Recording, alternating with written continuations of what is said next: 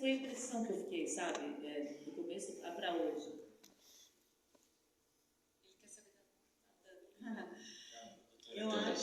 Eu acho que a Pagu, ela foi uma pessoa inquieta.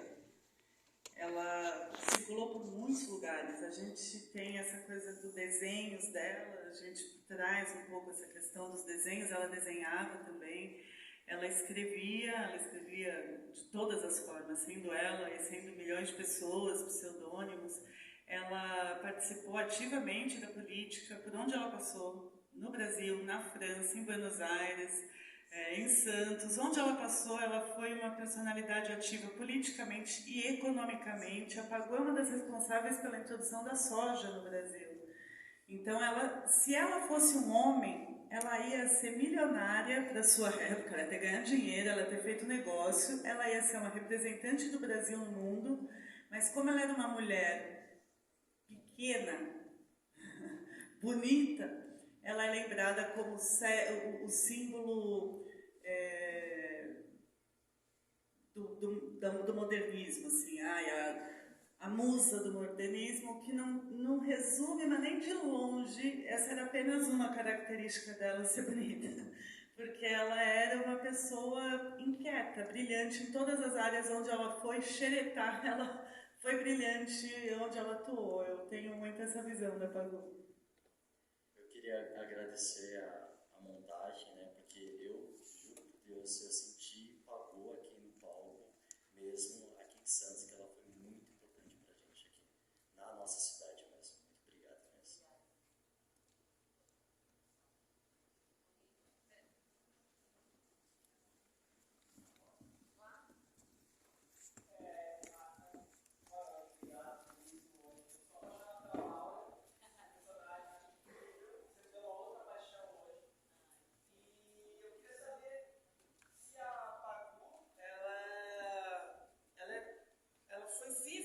Ela é viva na sua família. Se de alguma forma você teve contato com ela antes dessa mala, aqui na mala, ou não, isso vem depois, inquieta, isso chega, como a Pagu, ela acorda para você, ou você acorda para a Pagu?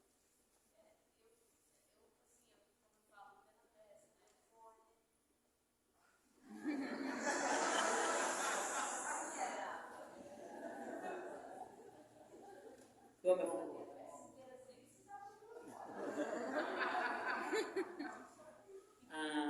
A Pagu eu tinha essa coisa da Pagu, esse deslumbre, essa visão reduzida, né? E nunca na minha família ninguém tinha falado da Pagu. Até porque eu acho que o lado da minha bisavó era o lado mais conservador da família. Acho que o lado da Pagu também era, né? Ela que se rebelou. Mas, os Galvão, nunca tinha ouvido falar. E quando eu comecei o processo da peça, eu estava conversando com o Nando, meu primo, que é ator também, Nando Alves Pinto. E o Nando falou: você sabe que eu estava conversando com a Elô Galvão, minha prima, e a Pagu é nossa prima. E eu falei: Nando, todo mundo é nosso primo, né? Família tradicional tem isso, né? Todo mundo é nosso primo. Aí ele falou, não. Aí ele me passou o contato desse genealogista e eu fui pesquisar. Mas assim, quando eu comecei o processo, até metade do processo, isso não estava nem no texto, né? Porque eu descobri que ela era minha parente. E não estava nem dentro de mim essa semente. Eu tinha essa ligação com ela mesmo de coração com coração, da escola, da 8ª série, de ler a história dela e falar: meu Deus, quem é essa mulher? Mas a história do parentesco, esse fio genealógico, ele apareceu no meio do processo. E para mim foi muito legal, né? Primeiro porque narrativamente ele amarra bem a história, eu acho, né? Que é uma história real, mas é uma ficção, então tem uma curva e tal. E porque para mim foi sendo bem honesta com você, eu falei assim: me senti quase com mais aval para fazer ela, sabe? Eu acho que qualquer mulher pode pegar e fazer a Pagu, né? Qualquer artista, qualquer mulher, né? Não que eu não me sentisse no direito, mas tinha um pouquinho assim de uma cerimônia, sabe? De fazer ela, essa puta mulher incrível, e aí eu vou lá e vou fazer. Então quando eu descobri isso, eu falei: olha, parece que ela estava me autorizando um pouco mais. Foi bonito. Temos uma pergunta aqui. Bom, primeiramente, boa noite, né? Eu queria te ensaios, tudo na produção, algo que te marcou, que você parou e falou, nossa, isso me marcou muito, vou levar para a vida, e que você compartilhasse com a gente, algo que você achou assim bem marcante na produção da peça.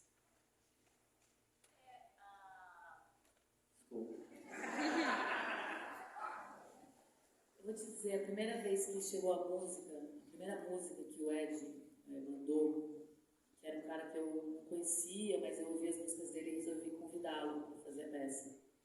E convidar para fazer teatro é sempre um convite meio, né? Você nunca tem muito dinheiro para oferecer, você sempre convida achando que as pessoas vão rejeitar o seu convite. Já convida pedindo desculpa. E ele aceitou. E eu me lembro que eu estava assim, a gente estava saindo ali no Cacilda Becker, que é um teatro lá em São Paulo, na Lapa. E aí o assistente do Rodrigo botou a música assim, na hora que eu fazia aquela cena, falava, ninguém criticava, né? Se fosse um homem deixando um pai deixando uma mãe, ninguém criticava, nem eu. E ele deu um play ali, na hora que entrou aquela música, eu falei, meu Deus, parece que a peça aconteceu para mim, sabe? É impressionante, a gente nunca sabe o que vai trazer, né? Às vezes é um batom roxo, às vezes é um figurino, às vezes é um conjunto de coisas, óbvio, mas isso foi muito importante para mim, a entrada dessa trilha. E na primeira ensaio aberto que eu fiz, na oficina do Pouso de Andrade, aliás, muitas coincidências, eu tive um branco horrível. Para mim foi horrível. E eu entrei em pânico de achar que eu não ia nunca mais conseguir fazer a peça com aquele branco. Foi um grande aprendizado para mim, aceitar aquele erro que eu cometi naquela estreia e passar por todo o pânico. Foram dias e dias de pânico, fazendo a peça, ninguém percebia. Né? Naquela estreia, ela ensinava que a primeira pessoa estava a exatamente um passo. Se ela desse um passo errado no cálculo, ela pisava no pé da primeira pessoa. Estava o Rafael, o dono da mala. E o Rafael passou a peça inteira assim, ó. Falei, Claudiana, vai pedir o texto de volta, vai falar mal de mim no Instagram, fudeu. Era só a cara que ele fez, sabe? Ele gosta da peça. Ele estava emocionado, mas me deu um pânico assim, teve uma hora que eu olhei e falei, não sei onde eu tô. E aí eu peguei o texto, fui até o texto, e eu já tinha montado essa cama de esquecimento, para justamente, quando eu precisasse, poder ler o texto, entendeu? Mas na hora que de fato aconteceu, foi assim, gente, eu não sei se vocês já tiveram a sensação de que você erra e você quer pegar um chicote e se chicotear pro resto da vida, assim. Falava pra ele, não vamos fazer o SESC, cancela, assim. Foi um grande aprendizado para mim. Grande aprendizado. Falar, realmente eu sou mãe, minha memória derreteu, eu não durmo há um ano, agora já são 2 que não durmo. E eu vou ter que aceitar isso. São muitos aprendizados fazendo solo. São vários, mas... o humor é tudo na vida, né? Agora, você não me viu quarta-feira. Mas quando eu fiz o processo com a Bel, eu tava num mau humor. A Bel mandava as fitas pra ela ria, ela falava, Marcos, você tá muito mal-humorada. Eu tava com os bebês, estavam com 6 meses, eu amamentava eles 14 horas por dia. Eu não tinha tempo pra nada. E a pandemia, assim... No auge da pandemia, eu não aguentava mais, eu estava num puta mau humor. E eu quis começar a peça falando disso, porque é um sentimento, né, tão comum a todos, né, assim, todo mundo sabe o que é um mau humor. Quando a gente acorda de mau humor, você fala assim, nossa, eu quero que esse dia acabe, chegue logo para eu ver uma série de noite e acordar de novo e ver se muda o disco. Então, é um sentimento que...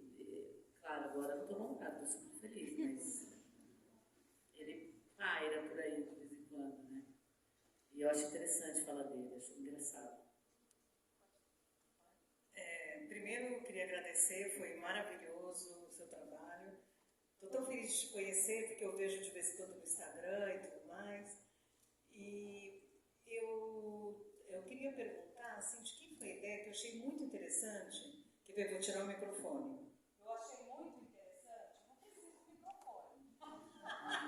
Eu achei muito interessante ter integrado você, a sua vida com ela. E aí parece que você já estava fazendo esse papel de uma maneira tão forte, mas aí parecia que realmente vocês eram uma só. Como é que surgiu essa ideia de fazer essa integração? No texto, você diz, ou na... É no texto, né? Porque você vem e fala como se fosse da sua vida, dos seus bebês, depois... Não teve uma ideia. Quando eu comecei a gravar os depoimentos, eu escolhi o que eu ia falar. E eu estava vivendo aquele momento.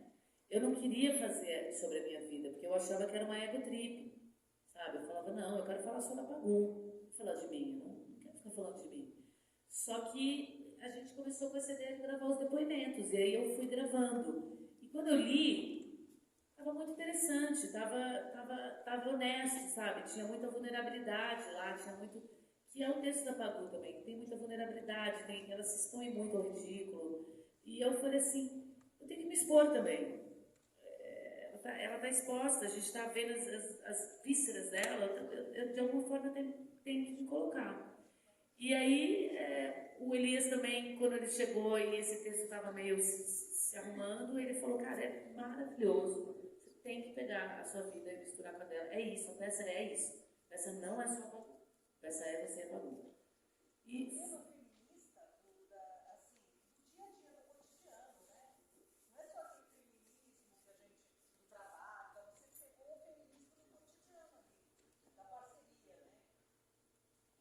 que assim, eu não... Vou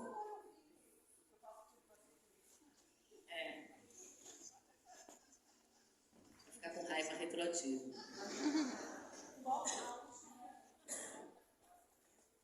Não é pergunta, na verdade eu queria agradecer, porque a Pagu chegou na minha vida pela minha filha, e sempre é uma coisa assim, que a poesia, né, a Pagu é pesada, né, a Pagu, assim, está muito distante, assim, até... A gente tem uma admiração pela Pagu, mas é uma mulher muito liberta e naquele tempo a gente acaba julgando. Às vezes eu julgo a Pagu, depois me sinto culpada por julgar a Pagu. Então eu tento ter... E quando você traz a sua vida, e geralmente o artista a gente vê como algo também muito over, muito pantanal, como você diz, né? Longe. E quando você traz os seus filhos, o problema da coxinha, então você traz leveza para o pesado. Eu me senti aí contigo, entendeu? Brigando com raiva do meu marido aqui do lado, fazendo assim. Então, eu queria te agradecer muito, tudo. Até quando escurece, você fica meio tensa, assim. Então, trouxe muitas emoções, eu queria agradecer muito. É isso. Bonito que foi sua filha que trouxe a Pagu para você, né? Ela é apaixonada. Doido, né? Porque eu sempre penso também na nova geração, das mulheres, pessoas que conhecem a Pagu ou não. Que doido isso, que legal, que bonito ouvir isso. Legal do seu marido comigo também.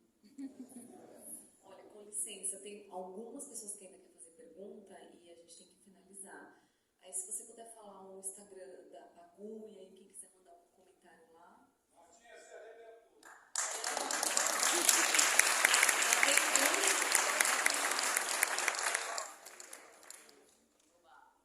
Oi, Marta. Parabéns. Muito bonito tudo que você fez. Eu fico pensando assim, pô, mas dá a impressão de que não é uma sílaba, né? Uma palavra, né?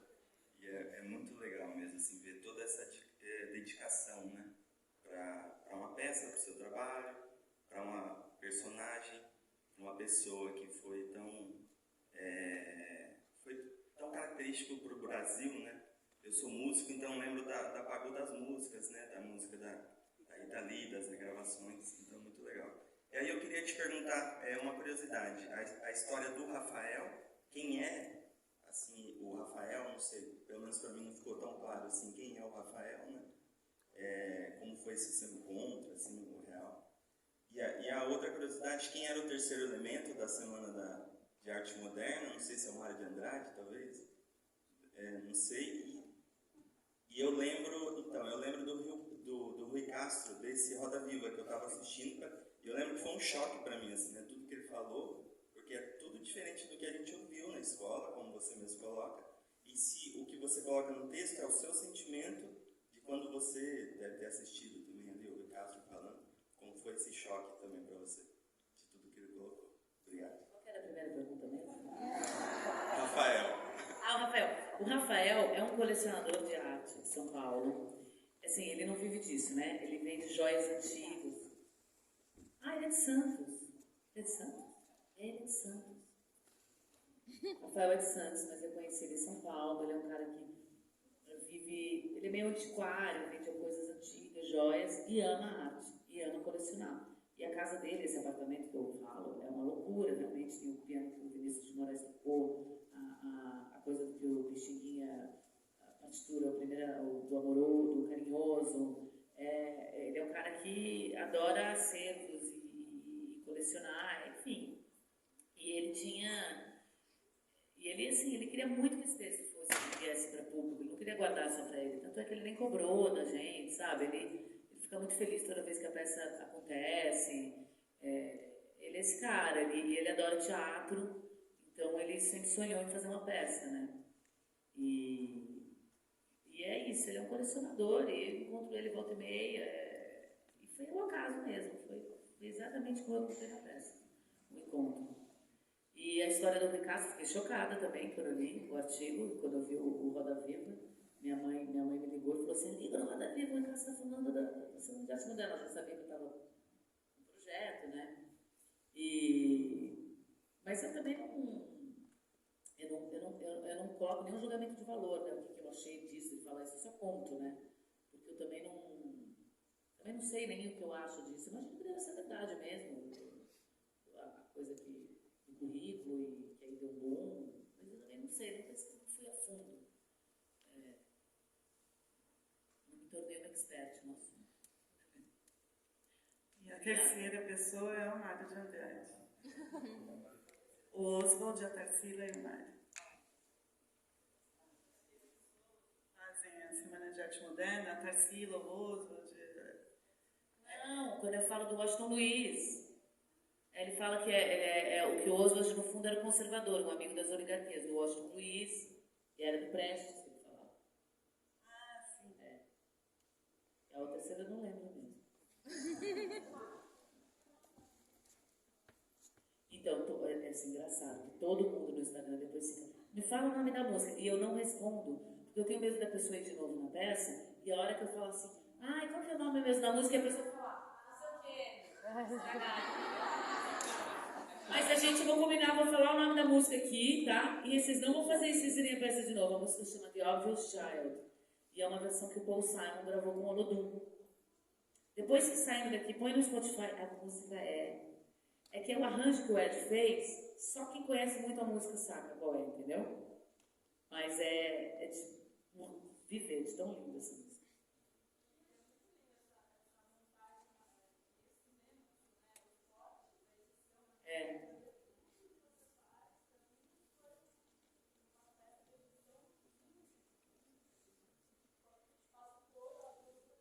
Obrigada. Obrigada, gente. 2.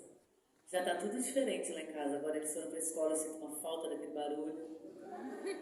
Mas a peça a gente mantém né? Vai virando uma obra de ficção, assim. Maximilian e Benjamin. Pessoal, boa noite. A gente tem que encerrar. Muito obrigada, gente.